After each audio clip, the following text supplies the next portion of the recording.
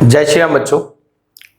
कल हमने 12th class biomolecule में ग्लूकोज पढ़ा था और हमने ये सीखा था कि ग्लूकोज जो होता है वो ऐसा होता है। उम्मीद है तुमने कल की क्लास देख ली है, और अगर कल की क्लास नहीं देखी है तो आज की क्लास नहीं समझ में आएगी। आराम से कल की क्लास अटेंड करके पहले नोट्स बना लो तो ताकि ये आज की क्लास को समझ में आ जाए। कल हमने प्रूफ करा था, कल की क्लास में हमने प्रूफ करा था कि हमारा ग्लूकोज का ऐसा स्ट्रक्चर होता है। इस स्ट्रक्चर में हमने बताया था कि भाई ये अपना ओपन स्ट्रक्चर है, इसमें एक एल्डिहाइड है, 5 OH हैं जिनमें से एक प्राइमरी है, 4 सेकेंडरी, और लास्ट में मैं बता के गया था कि साइंटिस्ट था जिसका नाम था फिशर। उसने ये बताया था कि भैया ऊपर से तीसरे में OH इधर और H इधर होता है। और मैंने आज के लिए 2-3 क्वेश्चन छोड़ दिए थे कि हम आज तुम्हें ये बताएंगे कि ये ऊपर से का मतलब क्या है, हमने इसको वर्टिकली क्यों लिखा है, हॉरिजॉन्टली क्यों नहीं लिखा इस स्ट्रक्चर को।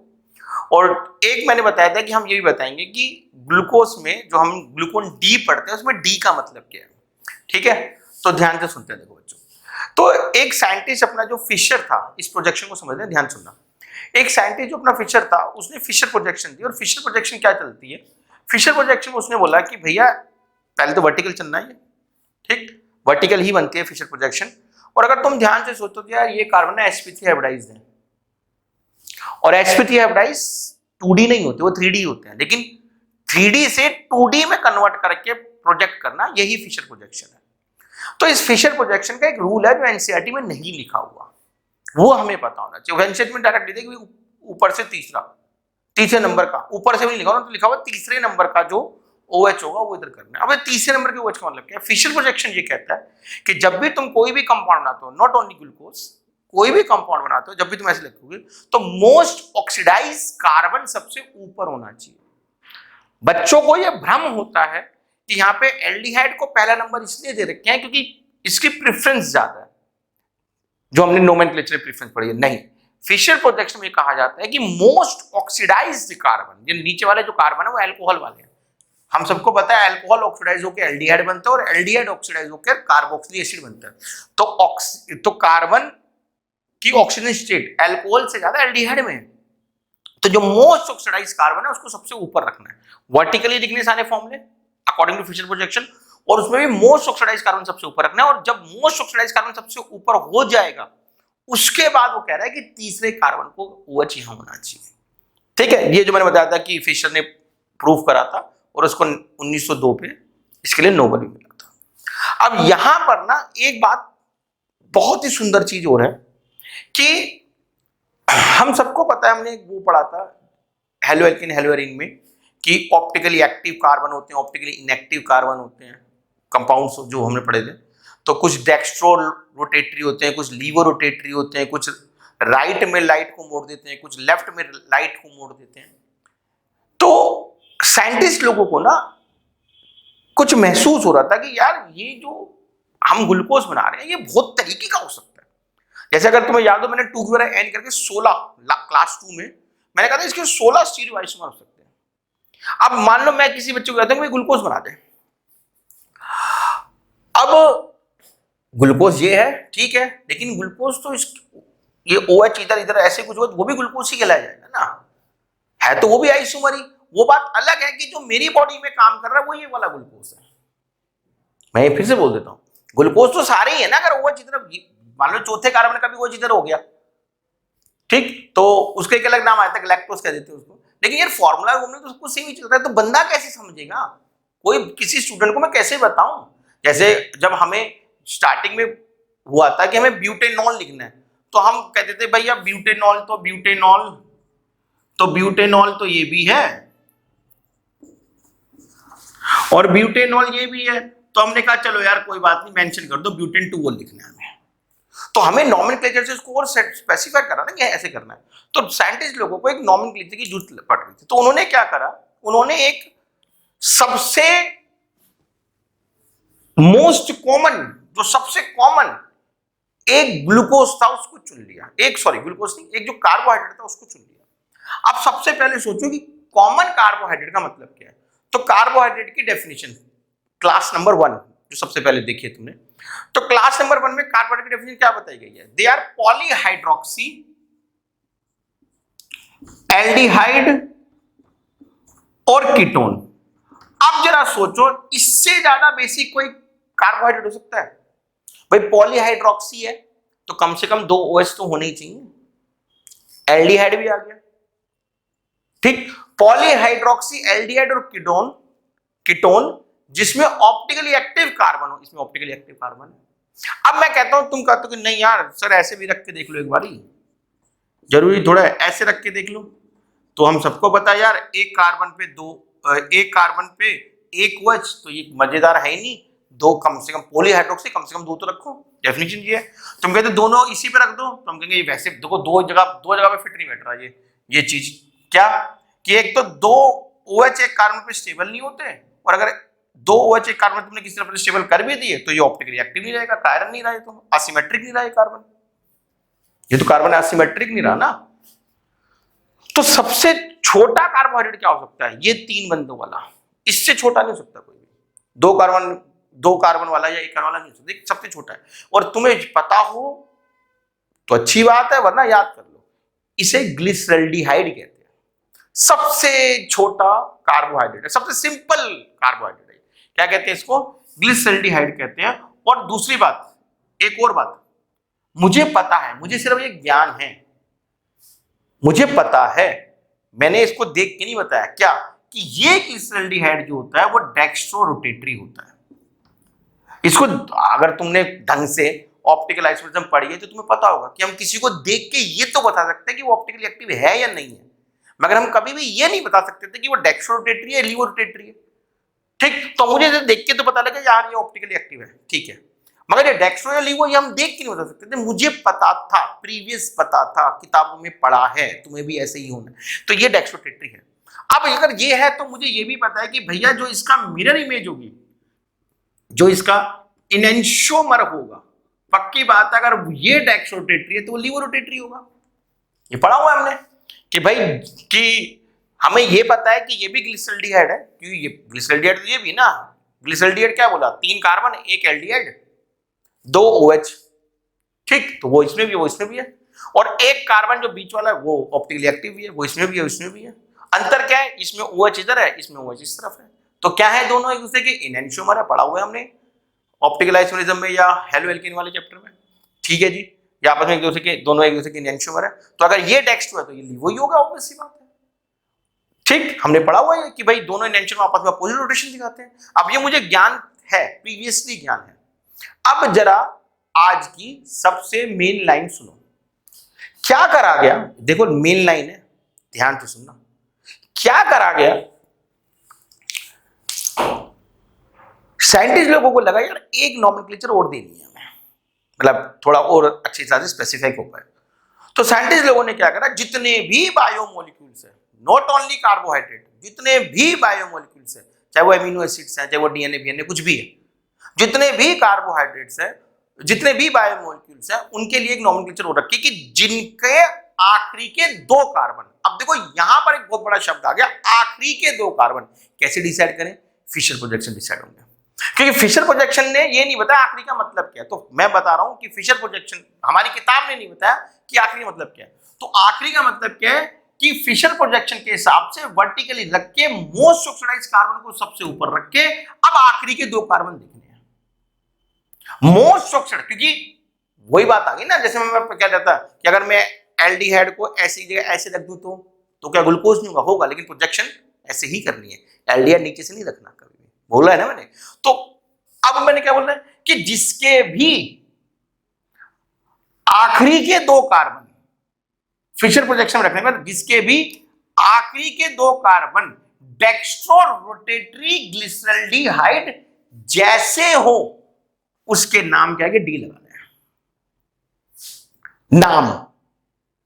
अब इस डी का मतलब ये नहीं है कि ये डेक्स्ट्रो रोटेटरी है, नहीं, ये डेक्स्ट्रो रोटेटरी हो सकता है, लीवो रोटेटरी हो सकता है, ठीक, इस डी का मतलब ये नहीं है डेक्स्ट्रो रोटेटरी है, इस डी का मतलब, ये वाला डी का मतलब कैपिटल डी लगाया मैंने, ठीक, इस डी का मतलब है कि इसके आखिरी के दो कार्बन डेक्स्ट्रो रोटेटरी ग्लिसरॉल्डिहाइड जैसे हैं।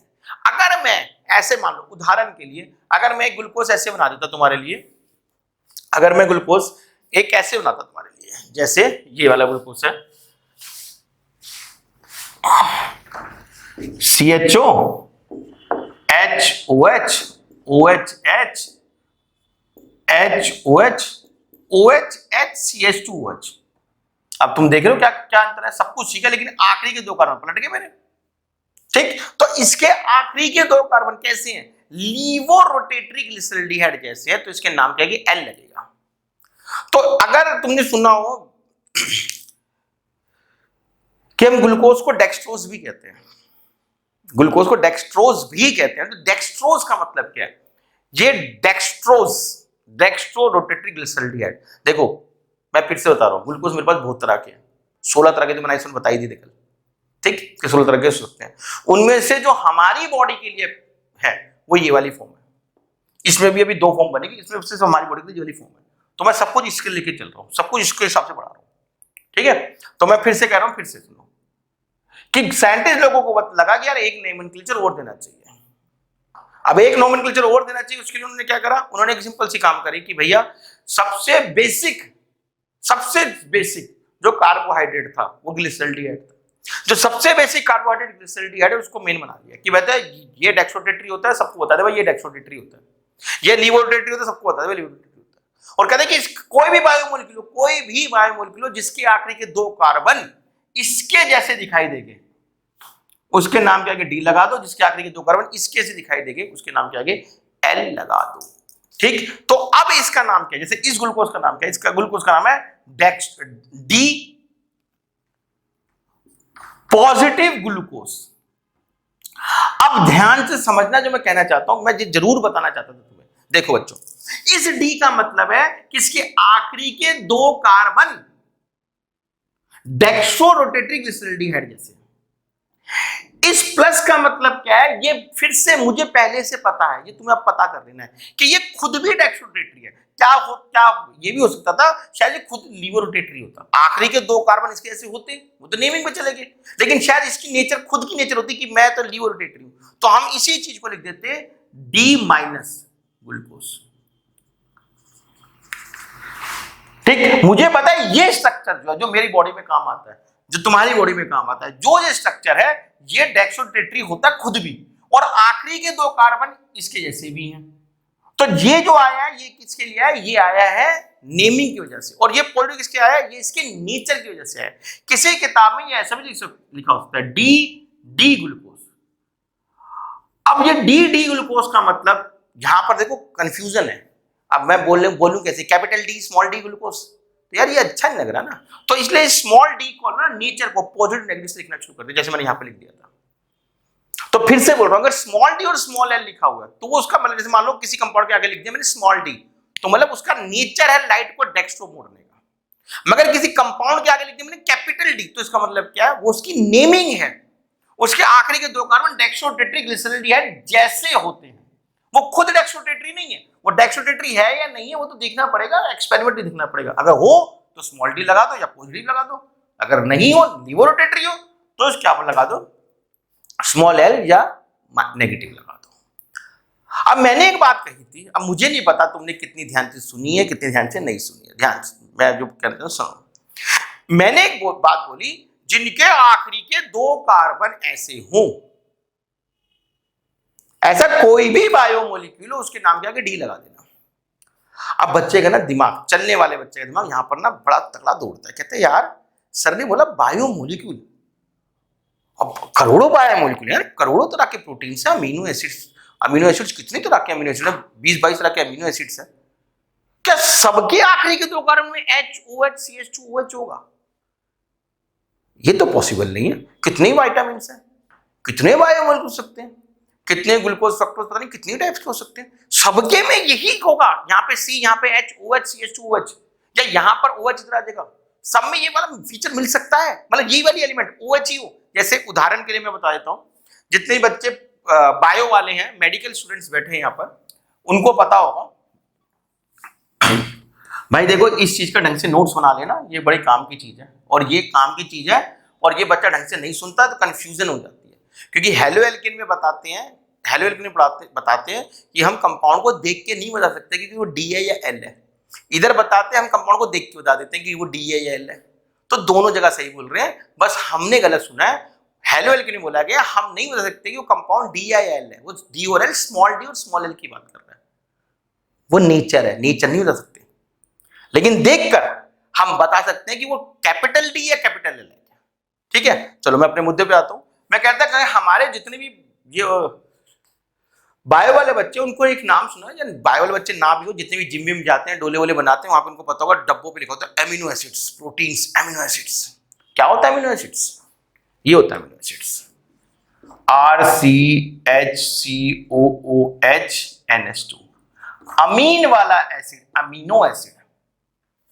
अब जैसे शायद बायो वाले बच्चों को पता होगा, नहीं पता तो तुम भी सुन लो, इसी चैप्टर में आगे है, अगर नॉन मैड वाले तो भी सुन लो।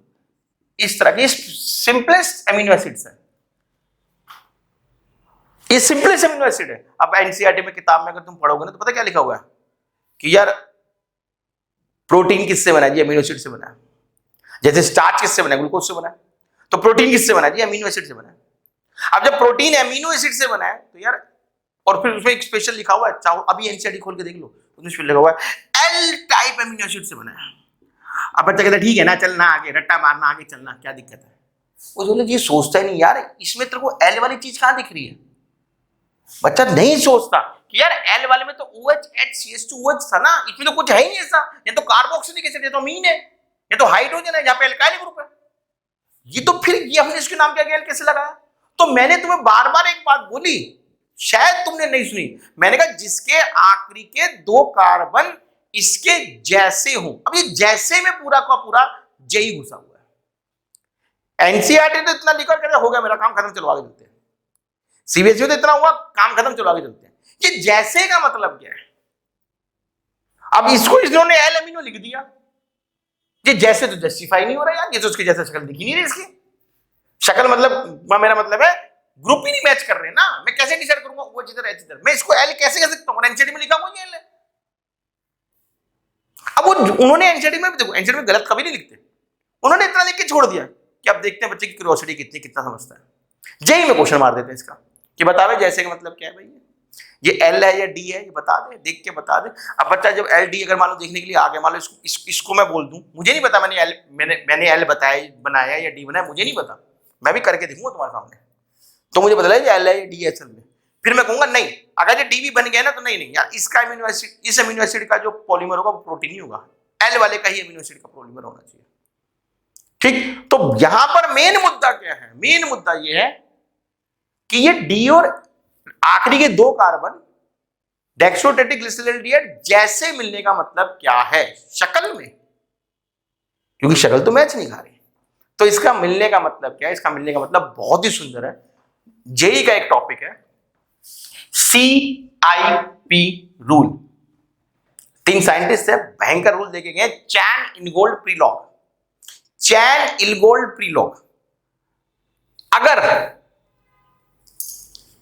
तुम्हें ये वाला टॉपिक पढ़ना है, जेई का टॉपिक है, जिससे पता लगेगा ये जैसे का मतलब क्या है, तो भाई मुझे कमेंट में बता देना कि सर बता दो ये चैन इनगोल्ड प्रीलॉग कैसे। सीबीएसई का नहीं, सीबीएसई यहां पे खत्म हो गई है, ठीक है। अगर बता देना, बता दोगे टाइम से, तो नेक्स्ट क्लास CIP की ही होगी, फिर उसमें बताया जाएगा ये जैसे मतलब क्या है, ठीक है। अभी तुम क्या करोगे, अपनी वीडियो को दोबारा देखो एक बारी, पूरी क्लास दोबारा लो, स्टॉप कर करके एनसीईआरटी रीड करो एक बारी, यहां तक की नोट्स बनाओ, मुझे व्हाट्सएप करो, ठीक है बच्चों। फिर मिलते हैं, जय श्री राम।